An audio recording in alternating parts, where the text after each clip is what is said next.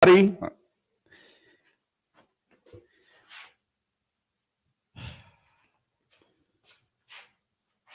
What's happening, internets? Oh, don't worry. This is another episode of Mr. TTFT's Neighborhood. Welcome to a family-friendly episode of That's the Family Trailer. That's the frickin' trailer. Do us a favor if you're watching right now. Let us know how we sound. Are we loud enough? Are we? We're not muffled. We look good enough. Our cell phones are off. Yes. Man, hey man, how you been, man? You look good, man. I feel well rested. That's what I like to hear, brother. How you doing? I feel good, man. We've been working pretty hard. It's good to see you. Good to be back. I think we're gonna have a good show, man. Let's knock it out. Yeah. Bam. Get your kids. We're keeping it squeaky clean for this episode. We are going to be covering a little film that all you kids should have seen. If you haven't seen it yet, you definitely need to watch it. We'll keep this spoiler free. I don't think there's anything that we could really ruin. It's a movie called Heavyweights. Came out back in the day, 1995 to be exact. And we're gonna get into that right after we get into a little intro. I love the intros. I'm so excited. This one's tailor made for Heavyweights too. Go get them. Okay, everyone, here we go. Oh, hey, I'm not rolling yet. Well, are you rolling now, Kenneth? Speed. Does that mean rolling? Yes, it does.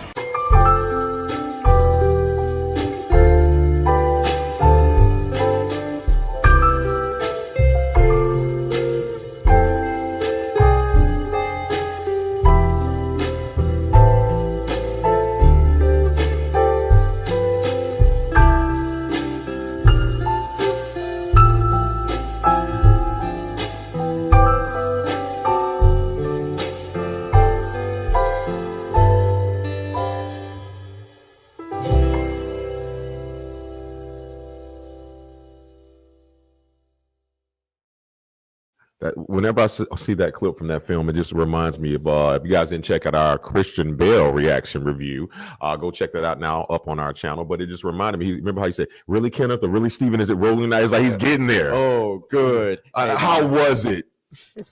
Hey, Mom. Hey, Mom. Let us know how we sound, please. And Terry, are you saying "Hey, son" like in a New York way? Or are you saying "Hey, son" to me? "Hey, son" to him? Or Hey, son. Hey, that, Hey, yeah, son. hey, yeah. All Let us know in the comments. Heavyweights. Yes, that's Heavyweights, 1995. This is a movie that I grew up with. This was your first time watching it, right? No, actually, fully through. Yes. Okay. What? How about? Hey, boys. What does that mean? Who said that? Angela. Hey, Why is yours moving? Oh, hey, girl. Where are you seeing that at? Where does it say "Hey, boys"? At? Why am I not seeing what you see? You don't see it? Oh, it's up on the screen. I was looking in my. He's embarrassing me, Terry. But yes, Heavyweights. Angela, let us know how we sound, please. Please let us know how I sound. As long as I sound. Let the audience know what Heavyweights is for those that have not seen it. Okay, here's my elevator pitch for Heavyweights here. It's the 1990s, mid 1990s. Heavyweights tells a story of clearly a story that needed to be told because around this time, I believe McDonald's was supersizing everybody in the world and these lawsuits were coming. Yeah, so sure. It starts out and it tells the story of some overweight kids here and good and grease. There you go. That just starts there. And that's not Mikey. And it's before you guys' time. Remember, ask Mikey. He'll eat anything. That's not who that is there. So it follows this young gentleman and he's the singular character when we first meet. And they, of course, say why he, of course, has to go to this camp. He doesn't want to go. Next thing you know, he's on his way to his camp. And again, these kids are there. They all just want to have fun. For the last few years, they know it's a fat camp, so to call, but they get away with everything. Mm-hmm. So they go there thinking it's going to be same run-of-the-mill thing. I'm going to talk about this gentleman here later, but I just want to say rest in peace to Mr. Jerry Stiller. I mean, just you don't know how many days you know how many days I talk and see to Jerry every day. Seinfeld, so and just all. I think his mom passed too, and that's his mom. Recently. That's his mom too. I didn't know it was his mom. Yeah, both of Ben Stiller's parents played the heads of the camp that the kids enjoy going to. Oh, that's crazy. Hi. And then Tony Perkins shows up, and I love this, and of course I also love that this wasn't just great cinematography on that one shot there. You notice like he purposely wanted to be in that thing, so his arms and all those things. Yeah, it's all for the infomercial. And you know clearly he was making fun of Tony Robbins in this film here. You kept saying like Tony's so energetic and everything. Even though he was doing the weight loss thing, he was clearly making fun of him. But we'll get into the movie. But again, you asked me what it's about. Again, these kids then feel like they have this rival in Ben Stiller's character. From that point on, hijinks can ensue. It gives you a little major pain feel because they got to go do this challenge with these kids from the other campus. Basically, like a bunch of our movies mashed together. A little bushwhacked. Yeah. But you know what? It gives you a little annexation of Puerto Rico, a little Giants feel. It gives you that. And you darn near almost, if they would have been on ice, this would have been Mighty Ducks. So, and we'll get into that. So all in all, I think, as you said, kids should go back and rewatch it. Adults should go back and rewatch it. And unlike most films, it holds the test of time. As an adult, did you find it, especially watching it all the way through for the first time as an adult, without the like nostalgia pulling on you, did you find it to be like, did you think the comedy holds up for being a movie that came out in 95? Yes, for it coming out in 95, yes. Now, will that age 25 more years? I don't know. But again, we were young back then, but I don't think maybe your daughter's generation, it will age with and it'll be that funny because they don't know the hijinks of having to always be outside, having fun outside. And really, to be honest with you, there was no excuse back then for kids to be so-called, unless it was hereditary, overweight, because we were outside more. Yeah, but they were putting a lot more. They were giving us a lot more. Yeah, there were no teen vegans back then. Yeah, you're right. Yeah, for everything. Yeah. Now, did you notice? I think the reason why it stands the test of time for as far as like kids movies, especially for a kids movie that came out in 95 to still make you laugh at least a handful of times. Did you notice who wrote it? I did. That threw me Apatow. Yeah, that blew. I mean, somebody else wrote it too, but just to see his name, I'm like, wait a minute, now hold on, bro. Well, I'm used to him writing with somebody else. The other guy wrote it with him was Stephen Brill. Mm-hmm. Now it was both of their first feature films, and Stephen Brill has gone on to do. He's done a lot of comedies, but he's worked with a lot of Adam Sandler stuff. Like he did Little Nicky, Mr. Deeds. It was definitely an Adam Sandler feel to this film. Oh, well, so you got the camera guy in it. Where is he at? I know I got a picture of him. I had to have got a picture of him. Feig, Gerald, Josh. Apologies to David's English. Gotten is the word he was going for. I didn't get one of him. Well, the guy in the intro wrote. That's Covert, who is in all of Adam Sandler's movies. Oh yeah, I noticed him. Now from the beginning, it's funny that you mentioned that he was like, I've never seen such a high camera guy before. That's that is him. He probably really was. He probably wasn't scripted to be that way.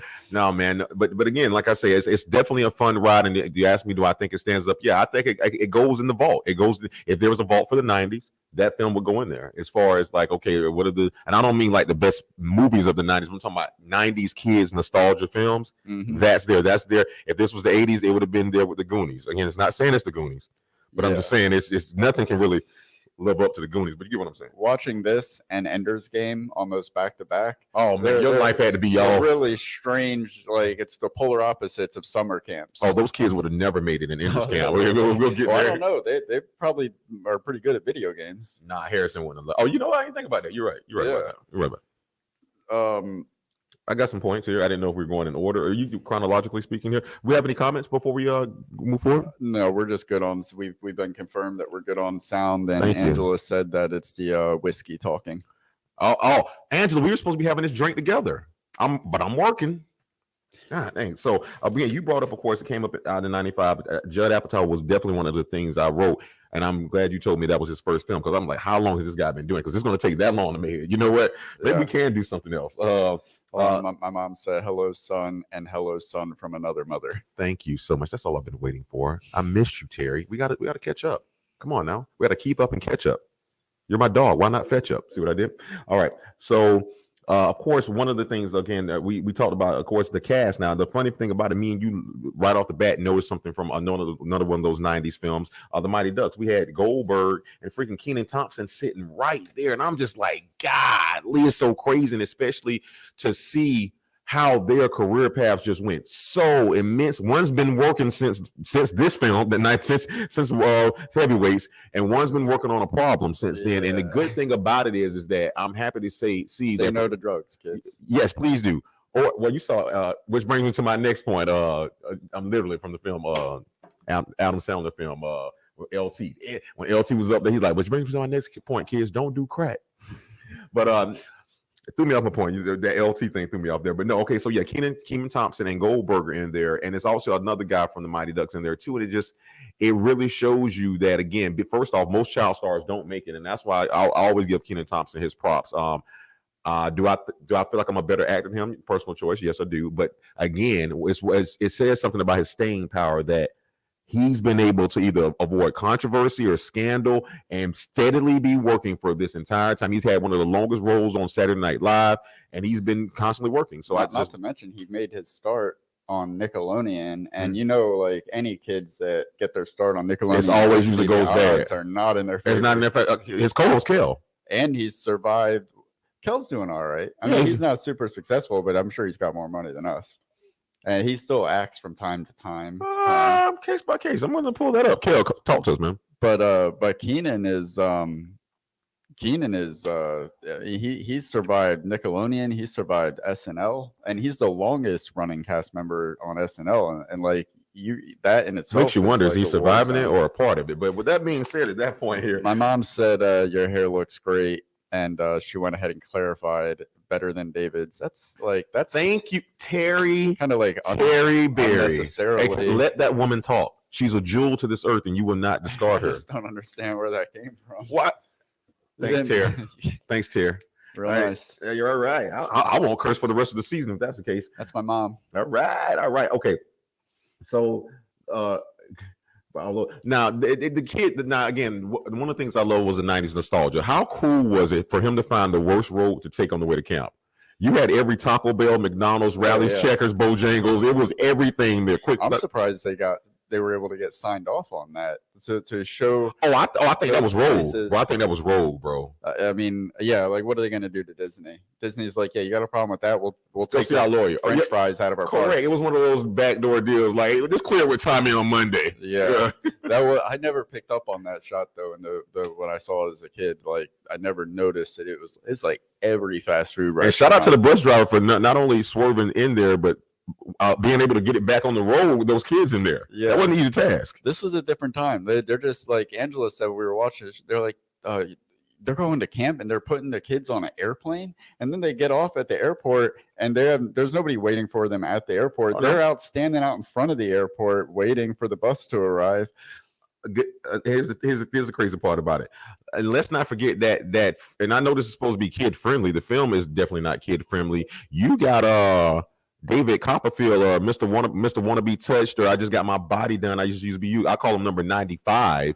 Just shaking it up in front of the kid. Oh, look at that. Touch it. Where he hit the Paul. That's Paul Feig. That's Melissa McCarthy's husband. He writes and directs a lot of films. I think he actually did the Ghostbusters that we don't talk about, but he's like a really talented dude. Well, a great director and a real. Apparently, he used to win hula hoop contest back in '95. Hey, that scene is great though. He's like, check it out. If you look over there, you'll see that was he did that after he was giving them all the back. He was like, get it? Yeah. I'm like, it's kind of weird. Well, not only there's definitely.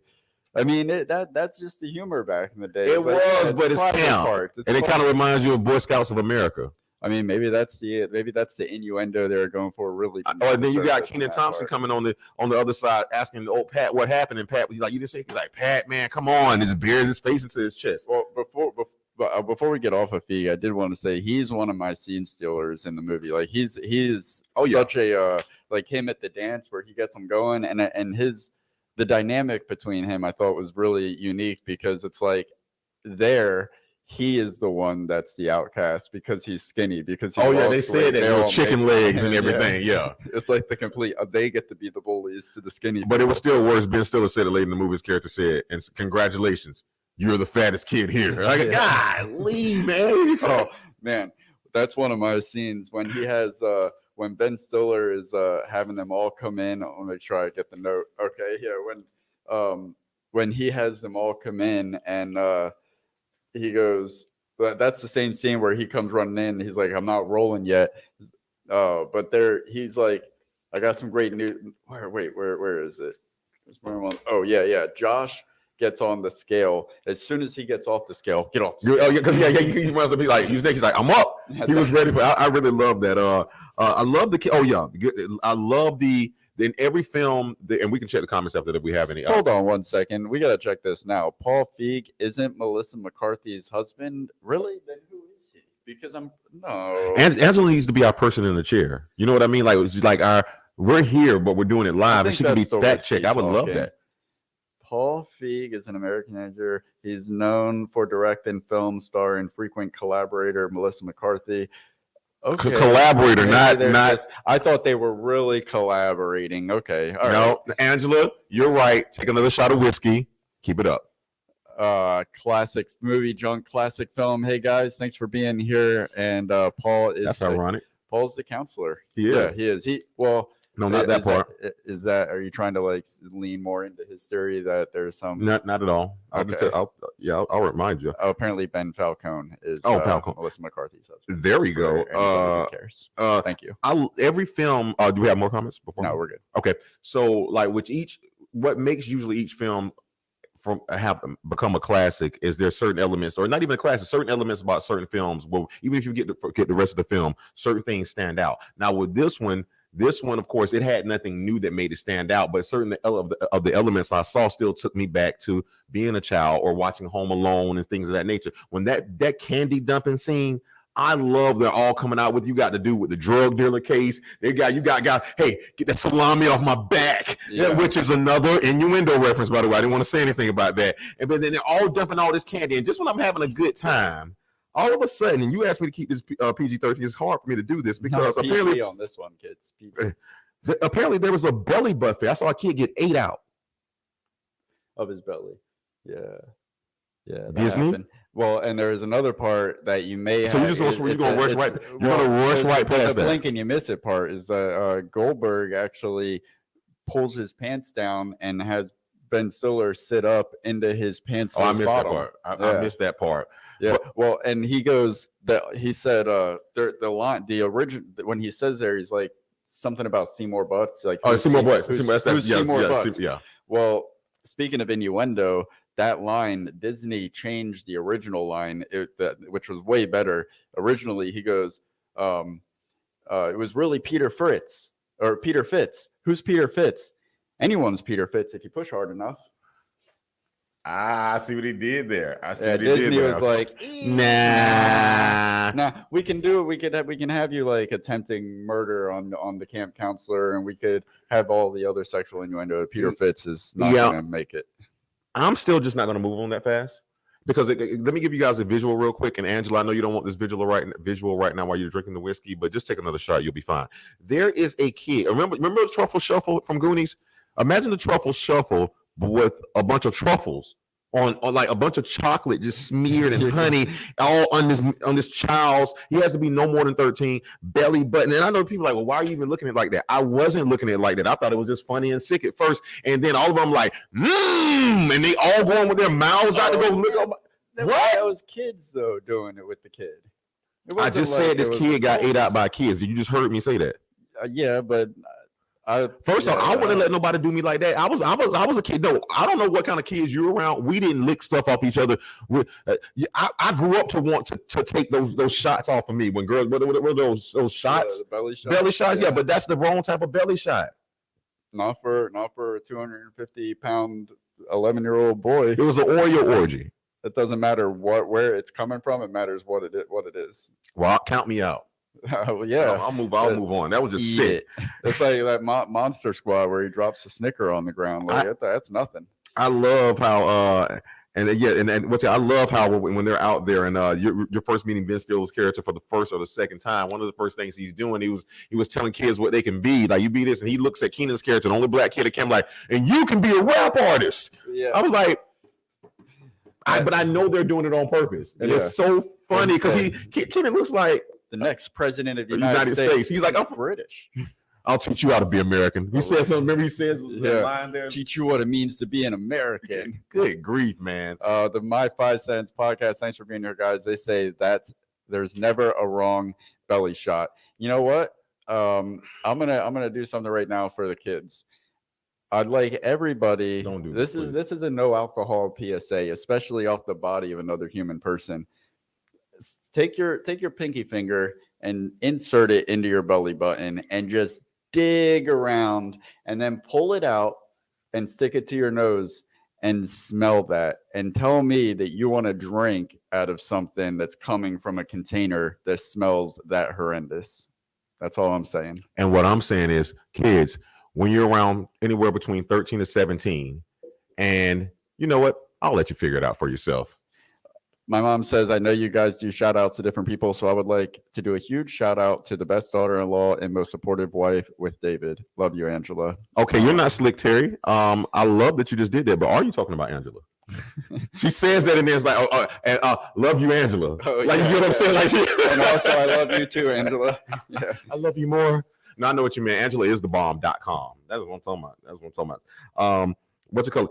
What I first really loved about this, and again, we were going to talk about connections. So many connections in anybody who knows film, and my 5 Cent podcast can back us up on this. The trainer that he plays in this film, clearly he re-referenced and influenced and made even better in Dodgeball.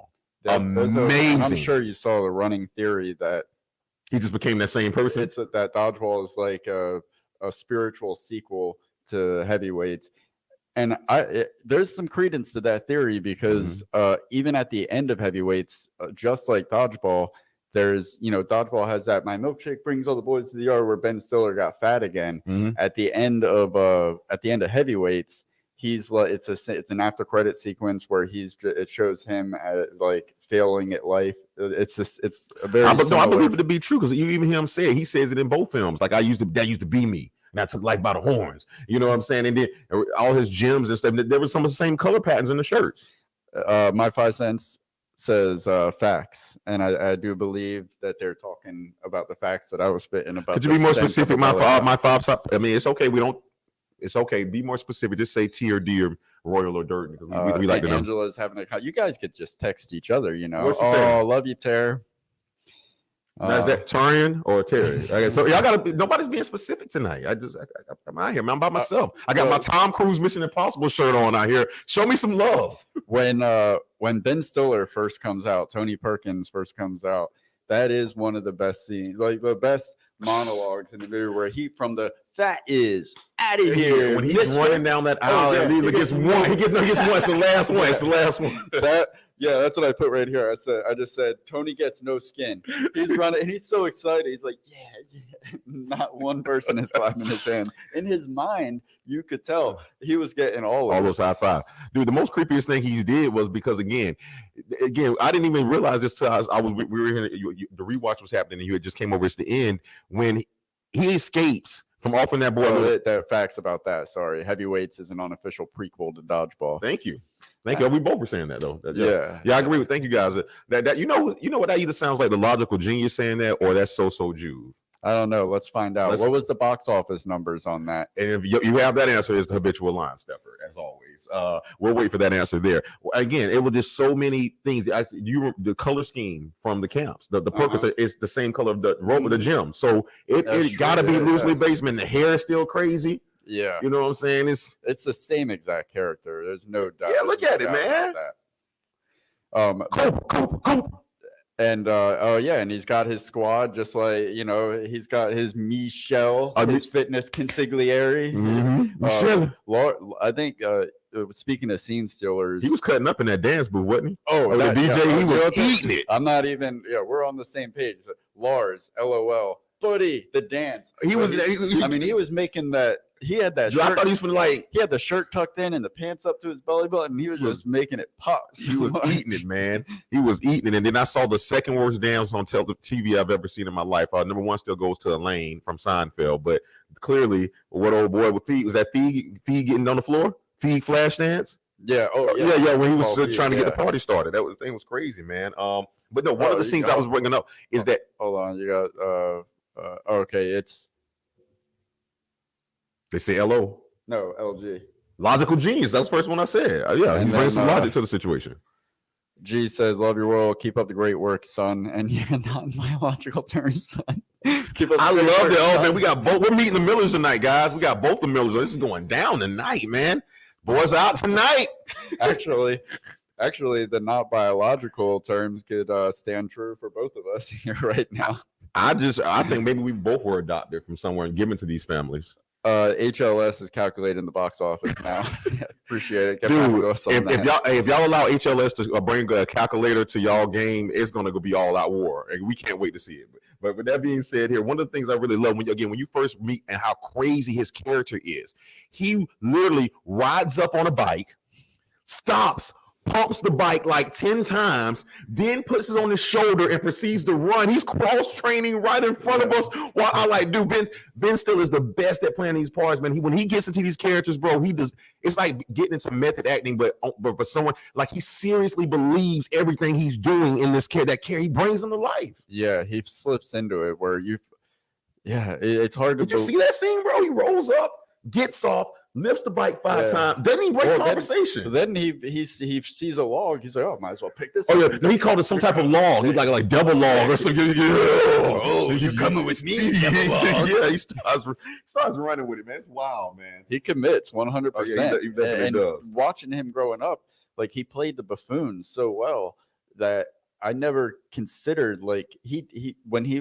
directed Cable Guy. I'm like, man, he's I love director. that. And when he made himself play the Mendez brothers in Cable Guy, that little quick cameo, I love that, man. And speaking of that, he did another cameo in this film. But one of the things sorry about the cameo. So we said that what was funny to me is both of his parents, his mom and his dad, are in the movie, but they don't play his parents in the movie, and his parent is in the movie, his fictional parent, but Ben Stiller plays his own dad, which I just thought that was funny. But it's the funniest thing that he buys them out though. Like you even treat your parents bad in the film. That's crazy. One of the things we looked at, what I really appreciated about it was, again, we talked about I'm going to talk about more of the serious parts here shortly, but one of the more zanier things he does, and I love whoever did the Foley on this part of the scene. You know what I'm talking about. He's like, man, come on, just give me a hug, man. Give me a hug. The dude comes in, Keenan Thompson comes in for a hug. He hugs him, waits, drops all the way down to his ankles, pulls out the pants dispenser and disarms it. And you hear it like it's bullets or something. I'm like, oh man, I died on that, so man. A little bit of context. They're all bunked up in these little, cabins, and the counselors and Ben Stiller come in nightly to do bunk checks to make sure they're not hoarding candy. And yeah, that scene was great because kudos to Keenan Thompson's performance there, because he looked like his heart was truly broken in that moment. And that's when you realize like this movie had the potential to go really dark, like psychologically. And it started dark. going there towards, and you said that. But one of the kids who really was affected here, and I saw it. I don't know if it was remember he was like, no breakfast, lunch, or dinner. One of those kids must have thought somebody yelled cut him, thought he was being very serious. He like, whoa, yeah, he breaks character. But yeah, like I said, I know we're kind of just going all over the place, but what I will say that while we're wrapping up, one of the more serious things I really loved about it, one of my scene stillers here really is Pat. I'm gonna tell you why. Yeah. I really, if you put Pat back up there, there's few, and you don't want something to become slapstick, and you don't want things to get too zany. And so Pat actually brings levity to the film. And if the film is going too far, he encompasses everything this film is about. And I really love his character, and I really love how they didn't make you feel too bad about him. But one of the scenes I want to talk about that he actually did is when he first did the imaginary go-kart scene. Like, that's what a leader is. That's what a counselor is supposed to be. And even it doesn't matter where it's supposed to be, fat camp, small camp, what an anorexic camp, paint too much camp, don't matter. He was a good person, and he really saw something in those kids. And I think that's the part of the magic group when you're making a film that's going to resonate with people. It can't just be too over the top. And so they circle back around, no pun intended, and he's helping them push the go-kart through the woods at the end. And so it really showed he cared about him, and his range in the film, I can already tell you now, he's going to be my scene stiller. I just really loved the levity body, and he was funny. I think I was 12 or 13 when I saw Heavyweights for the first time, and Pat was somebody that was like, that's just somebody that you want to win as a kid. Oh yeah, you just want that kind of adult in your life when you're a kid. That he's like, and you knew that he was going to be the cool guy right off the bat. Right when he opens up the bus and he's like, "You ready to have the best damn summer?" And like, oh, you're an adult that uses bad language with kids. Right? What does he say, man? You want to drive? He's like, you know how to do a stick? Nah, I was like, he's going to actually let him do it. Those are the things, man. You get it started, man. More innuendo though, right off the bat. You know how to drive a stick. Hey, those kids were crazy back then. Yeah. Those kids were crazy. So all in all, what would I mean? You have more points. What would you give? One other note that I had was with Ben Stiller when he takes them. So what after that scene when he's putting them on the scale to do the check on everybody, how they're the progress, and he gets really angry when they're all Cut the camera. weight. Yeah, Cut the camera. Which you notice when he tells the dude to stop recording, we know that when there's a red light on top of that It's still camera, it going. is hot. He It did is still- not cut But you it. know why he was doing that? Because they pay it off. And what did he say later? Oh, the Anybody seen him? He owes me $600. Yeah. You do not. If you're paying somebody to record you and they've got raw footage of you, pay that. Remember that behind the scenes footage I got in Selma on my phone? Yeah. Yeah, but right after that scene, when he's really angry, so he decides to take. We're all going on essentially a suicide hike, and he loads them all up and he takes them up the mountain, and halfway through the hike, they're all like, about to pass out. He's like, I've got great news for you. I decided to extend the hike indefinitely. What does that mean? You're never going to stop. You heard what he said. You're not going to get back until you're in the best, leanest shape of your life. He's like, I'm not having fun. You want to have fun? Let's take a 1 hour meditation break. Then we're going to climb that 100-foot rock face over there with our bare hands and feet. And not to mention when the kid walks up to him right after and said, I'm not having any fun. Or you're not having fun. Let me show you what fun looks like. And he proceeds to go do a balance beam routine or some type of Dominique Dawes routine off of that tree, man. It's insane, man. All in all, to me, man, it's a fun ride about the film. Like I told you, I think again, the kids deserve all the credit in the world. I didn't see any bad overacting from the kids. They fit into the story. The chemistry was there for them, and kid actors can be really hard to work with. I believe that the film, again, like I say, this guy was supposed to be the center character, and I won't even call him the center character. They based the story around him, but the story is really bad. He grew up to be a hottie too. I don't know what that means. He looks good. And Goldberg, and this is a testament to his West. It's not where you start to where you finish. It's where you finish. And if you want an update, if you did not know, he went through a serious addiction battle with meth. And again, he was in and out of rehab. And this last time, hopefully, it actually did take. And he's been getting acting gigs again and trying to get his life back together. So if you don't know the story of him, it's a very, I would say, transformational story, not tragic. So if you get a chance, go look up his story on. What do you think about the nurse? I had a crush on her. I got 13-year-old me. She's hanging out with the boys. No, she was a tease, man. How so? Because she never gave Pat any Pat, and she didn't have to. But what I will say is this: the one time that's right, little girls. You don't have to. You don't owe Pat or any other man anything. That is correct. In this specific situation, she did owe him something. The one thing she owed him was he's like, man, that's a lot of food out there. He just wanted one, just a little taste. She was like, no, you can just be up here with me. Oh, now I don't play this game. She's a nurse. She's a tease. For his health. And you know what? Hey, she's the second biggest tease in nurse history. The first one, American Werewolf in London. You know how I feel about that nurse. Yeah, that's true. Check that out if you want to know what That's a review on the channel too. Who else we got before we get out? Shout out to Keenan Thompson. He was just a natural from day one. Oh, day one, man. He came onto this earth acting. He's going to leave this earth acting. Look at him then and look at him now. I know what's the TMZ thing? Good genes or good docs. I mean, he doesn't. I can't. It's imperceivable. Which one is from 1995 and which one is from 2024? It's crazy because, like, as successful as he is, he found his niche. You don't really see him in movies. TV is his niche, and it's fine. He's been working for 25, 30 years. Yeah. So I mean, all in all, I think for a family film that's produced by Disney that had to play by like those particular rules, that Disney plays it safe for the international. They're not just trying to not offend people here. They're international. I'll show you what it's like to be American. Anywhere. To be able to make a comedy that stands the test of time for almost 20 years now. Wait, not 05, 15, dang, 20, like 25, 26, 27 years. Woo! To make a comedy under those conditions that you have to play it safe with the Disney umbrella, and it's a family comedy, like, and it's still even somewhat funny and entertaining, I think is awesome. And I think Disney is, I don't really like Disney films, but I got to give them credit in this scenario because they allowed this film to push the boundaries a little bit. Next to Goldberg on the poster. Next to Goldberg is Keenan. Oh, I'm sorry. Maybe it's the lighting we got in here. They all look the same. I didn't know if Disney was doing that little trick. Oh, they probably lightened him a little bit. I guarantee. I didn't want to accuse him. him. I mean, we got the lights right. Well, Goldberg is kind of Italian too, so he is Italian. They got. I don't know. They have a spectrum. Yeah, like we have. But yeah, no, I think I give credit to Disney for pushing the boundaries as much as they did with this movie, because it does get a little dark at the end.